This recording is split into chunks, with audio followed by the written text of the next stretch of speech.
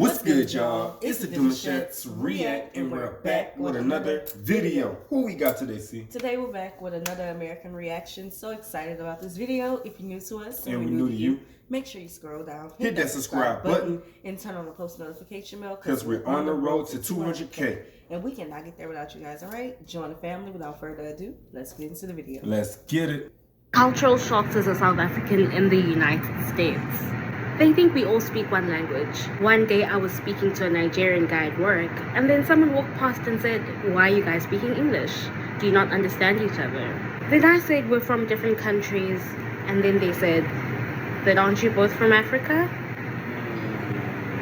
Second cultural shock is that gender standards in the United States and South Africa are completely different. In the United States, I have a fat ass, guys. And back home, I have a flat ass. I don't know how many times I've been told I have a big bunda, and I really don't. Like, if you go to my previous post, you will see that is just a very, very normal bum, and in South Africa, it is a flat one.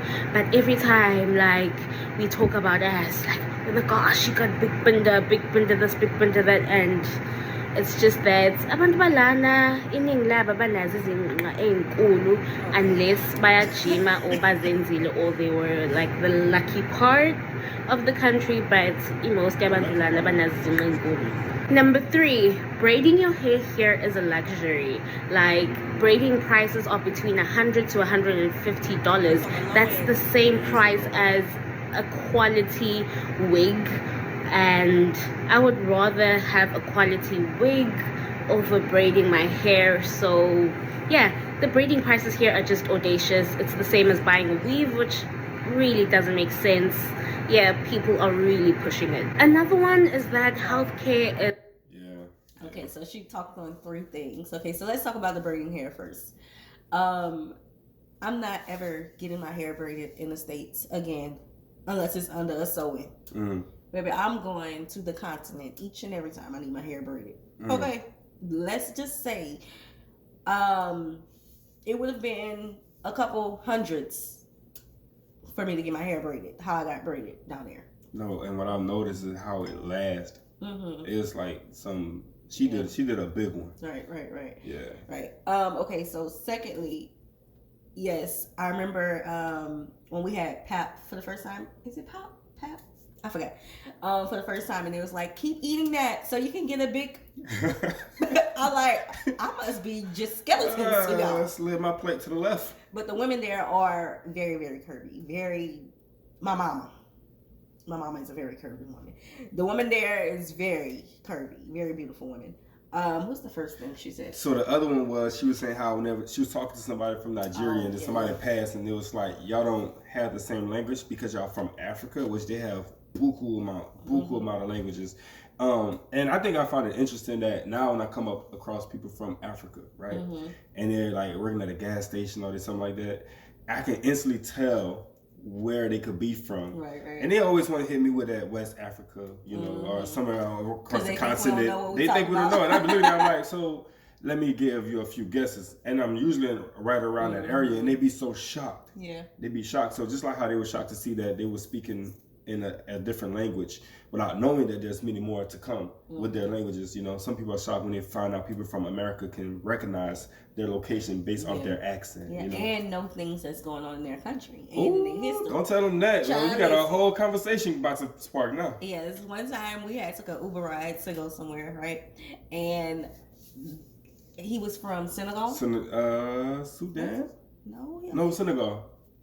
I think he was from Senegal. Yeah, Senegal. And we started talking about different things about Senegal, and he was like, "How do you know that?" And first of all, he made it to our location, and he still won't talk like, "Sir, let us out." Yeah, we got things to do. But yeah, it was all fun and love too. But I feel what you're talking about. It's expensive. I understand the people who really delay their doctor's visits. I'm doing that from now on. Home remedies all the way. No thank you. Even if you have insurance, it's like, ish. Yeah, just rather not go to the doctor, push your home remedies, unless it's something that you can't treat and you really need the doctor. Number 4 or 5, I don't know where I am. The serving portions are ridiculous. Like, what you eat you can share with someone else, whether it's starter, mains, desserts. If you go to a restaurant and you just order starter, mains, desserts and you share them with someone else, you'll both be full. Not the whole country has ridiculous serving portions, but most of America does, which is why it's really easy to gain weight, because I grew up being a child that finishes their food, okay? Another cultural shock is that people with disabilities or people who are differently abled make a huge part of their workforce, and that's really impressive. Like whether you go to a restaurant, a pharmacy, social security office, there's a high possibility that you will be assisted by someone who is differently abled, and I love that. They aren't excluded from the workforce. That is beautiful. Next one, being a weed owner is normal. The state that I'm in, weed is legal. People speak about it like it's nothing. Casually, people are like, let me show you a picture of my plant, and it's weed. Hashtag proud plant owners. Hey. Another cultural shock is that a lot of people here have greenhouse back there. Because I don't want to forget everything that she says. Okay, so first of all, the workforce. Yes, they're gonna make sure that you're able to, you know, be a part of it. I remember this one time where it wasn't a good.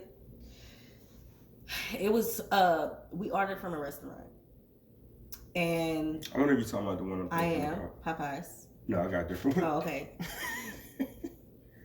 They could have gotten him a different job than the job that messed up our food, because it was like a health hazard, right? But I do enjoy being served by someone who's differently abled. I like how she said it, differently able. Yeah. Because it gives them a sense of independence and like they're not different. Don't Normalcy. treat them differently. Yeah. And baby, listen, they're very serious about their jobs. Yeah. Okay. Yeah, and it's strong. One of them was pushing a cart one time, right? The baskets, right? And he had a whole line of them. And I was like, wow, he's really doing a good job. And usually when you know, the parking spaces be so, you know, clustered that you park way in the back and you just leave your baskets. You don't care to really save it once you see how far the, you know, the parking is. And, you know, he came to me, he was like, hey, I can take that for you. I was like, bro, I appreciate you, boom, boom, boom. It's like they really have a sense of normalcy and they love to help. They love to help. So I really appreciate that. Yeah, they don't want to be treated differently. Nah, at all. Yeah. Oh, serving size. That's what I want to speak on. Yes, because when we went to South Africa, especially that first month, when we were ordering food, we were not getting full. We were not getting full. And it's not that the food wasn't good, because the food was definitely good. It's just we found ourselves needing to order a little extra. Now, by the end of that trip, that kind of changed, because our diets was a South African diet. You know, they don't have all of those preservatives and additives that we have. That's what I was going to say. The chicken is small. Their chicken is normal. Big change. Big change of chicken size. Yes. Their chicken size is like this, like a chicken wing to ours. Flavor though, bro. Full of flavor. But it's just, I think what's happening with that is they have less in their food products, right? And we're eating it to the point where it's like, okay, I could take about a whole bunch more of these, but I'm still not full. What's happening? You know what I'm saying? Where's that weight feel of me feeling full after all this food? So it was definitely good too, by the way. Definitely. We lost a lot of weight. Yeah. 2 jobs. Like, it's very normal to have 2 jobs. And when I got here, like a month into being here, people were asking me, why don't I have a second job? Do I not want to make money while I'm here? If it wasn't for the fact that my visa only allows 1 job, I would have definitely gotten into the peer pressure of getting 2 jobs, because everyone was on my neck about having 2 jobs. Like, people are really serious about making money here. Very serious. The US also has a lot of immigrants. I knew that they had a lot, but not this much. Like, literally everywhere you go, you will meet immigrants from all over the world. And yeah, people like saying that it's hard to get into the US.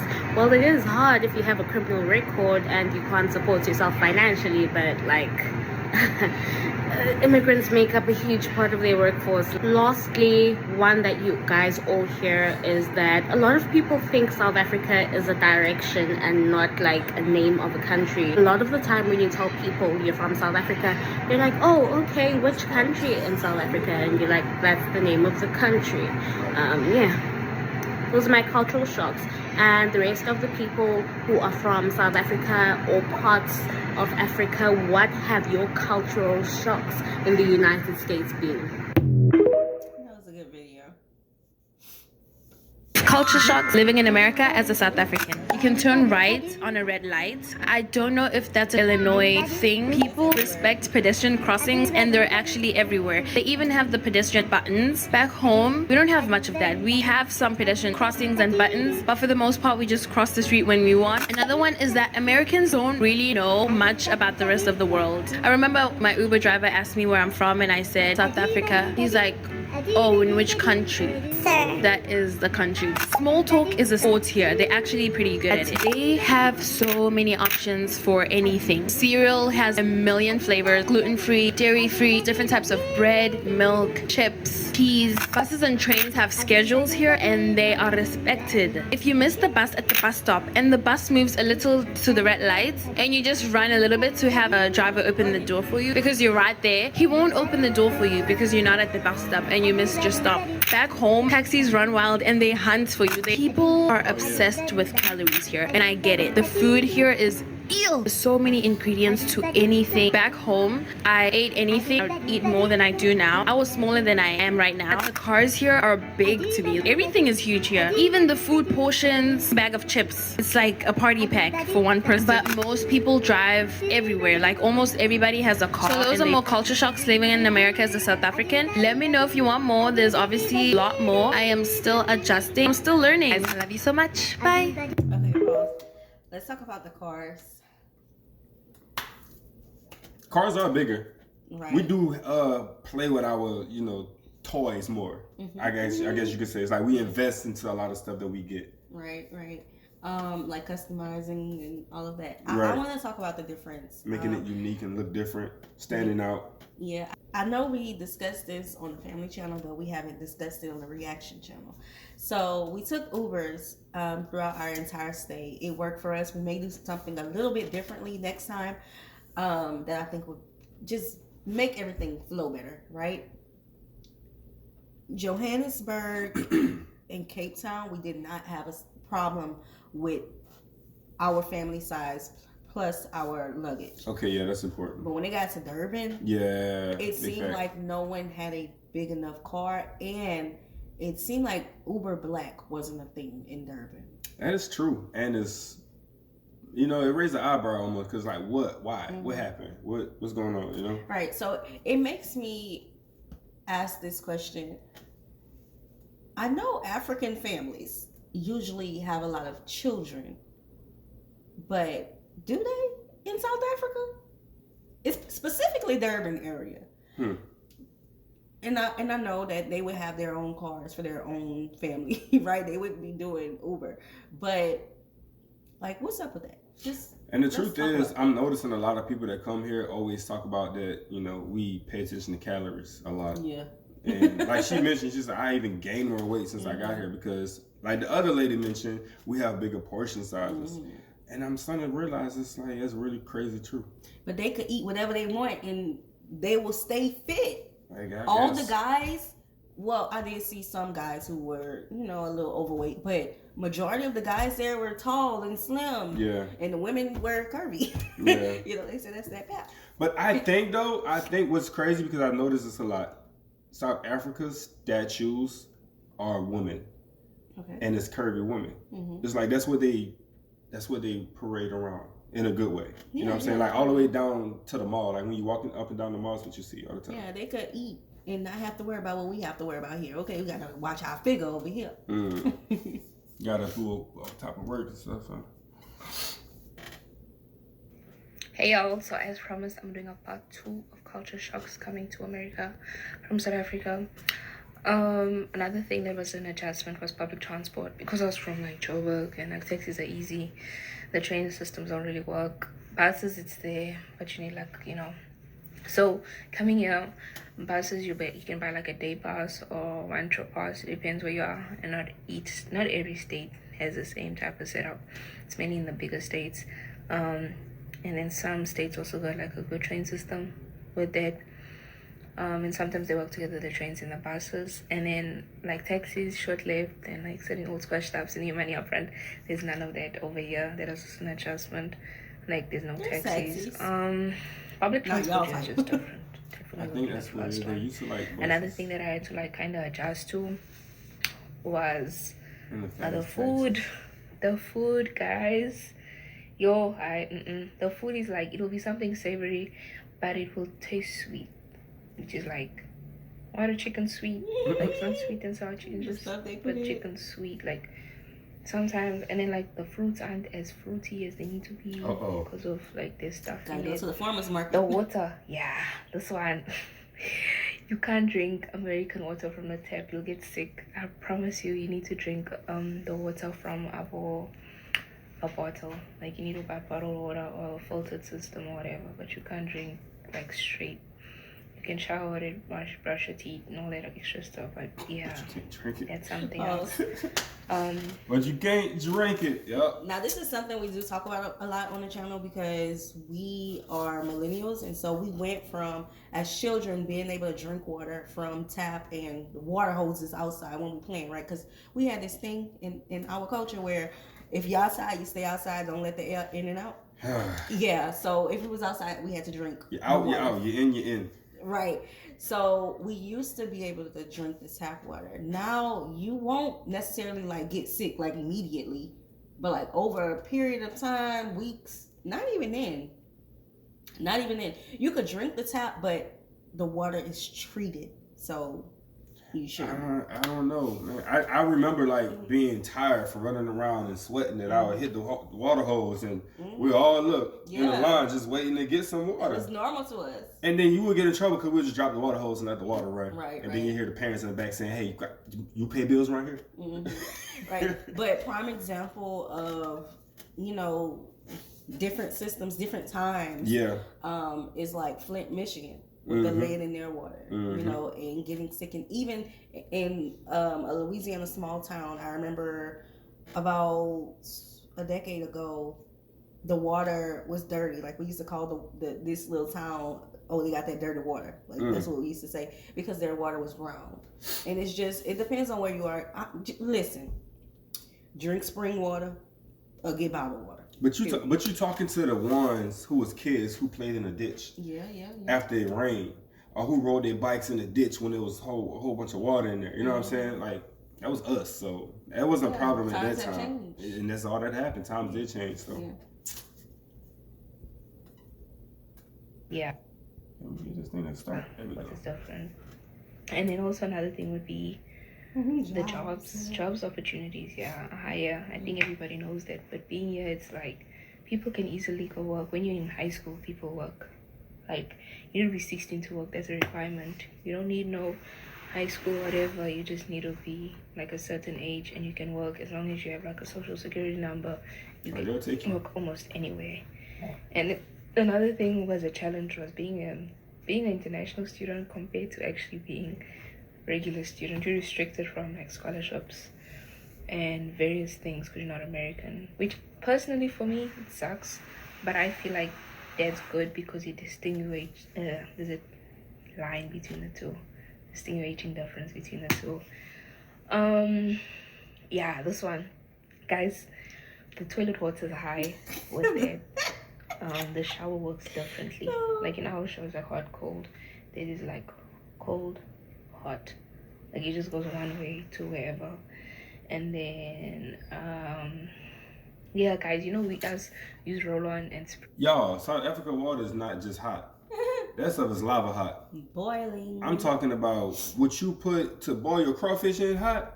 I'm talking about hot. Hot. So yeah, we do have hot temp water where you can adjust it back to the cold, but their water, y'all. Hot is hot. Hot is like, let's speak to the Americans, okay? This is coming from people who we have experience living in the suburbs. We have experience living in apartments, rundown apartments, to luxury apartments. We have experience living in a dorm. What else? A duplex. We have experience living in just about every type of, other than a big mansion. Okay. I thought you was gonna say you experienced hot water. No, I'm getting to it. I'm getting to it. I'm just telling them our experience. I understand. Okay. I understand. So we know how the water heaters work in various homes. Okay. Their water. Everywhere. We stayed in a lot of Airbnbs. All over. In the 4 cities that we were in. Their water everywhere. It's hot. It's boiling. It's to the point where I don't think it's legal here for they water to get that high. Bro, that's some punishment for you. Lord. I had to lower it back down. Let me put some little cold in there, cause oh man. Child, but it felt so good. But you see, the thing is, I don't hear no one from South Africa say that. That our water here no, is that cold. Their water is crazy hot. I'm talking about dumb hot. Yeah, child, listen. All my sins was washed away oh. each and every night. I don't listen. What is some hot water? Hot. Boiling. Man, you cook noodles in the shower. Just go ahead and put the noodles under the water. Man, hot. Bro, you could defrost some chicken with that water. For real. In a just second. use like deodorant and perfume for some people. But yeah, there was like a big difference. But yeah, Shortly after moving to the US, I realized how much Americans love to watch sports. They love watching their sports. It's a real big part of American culture, actually, is sports. And they don't have an off time. So football starts, then it's the Super Bowl, football's over. Then basketball starts, and then basketball's over. Then hockey starts. And then in between that, there's the drafts, and then there's baseball. There's just always a sport to watch, and they really do watch them. On the clock. But I realized 2 things. Firstly, there's a lot of technology that's put into the sports, so it makes your viewing experience so much better. You can see the speed of the ball. You can see so many things that makes watching it so much easier and better. Secondly, because there's also such a huge emphasis on college sports, you can watch people go from college to the big leagues. So you kind of know who they are. It's so interesting, and it's a big part of American culture that I didn't think I knew about so well before I moved here. All right, y'all, we're gonna stop right there. But yeah, she right. Like when you stop to think about it, we play sports on the clock throughout the entire year. I think I understood that about our culture when we had children. I think I understood it when I started to pay attention to other sports. You was in it. When I started to pay attention to other sports. I was in it though, you're right. But then I was like, okay, baseball season, soccer season, hockey is going on. Year round. You know what I'm saying? And then you got everything else as basketball. Everything else is fluctuating around. Then you got them other sports that people don't really talk about too much.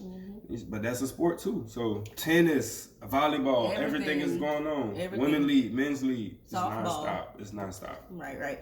But they can't talk. What is rugby? Rugby is hard, bro. Rugby. Y'all love some rugby. Okay, think of rugby for every sport. That's what it is here. Intensify that time 10 to. Yeah, rugby is crazy. But rugby, how dare y'all talk about us? And y'all got rugby. Okay. And and don't let them win, cause that's a big thing. Y'all think they be turning up for their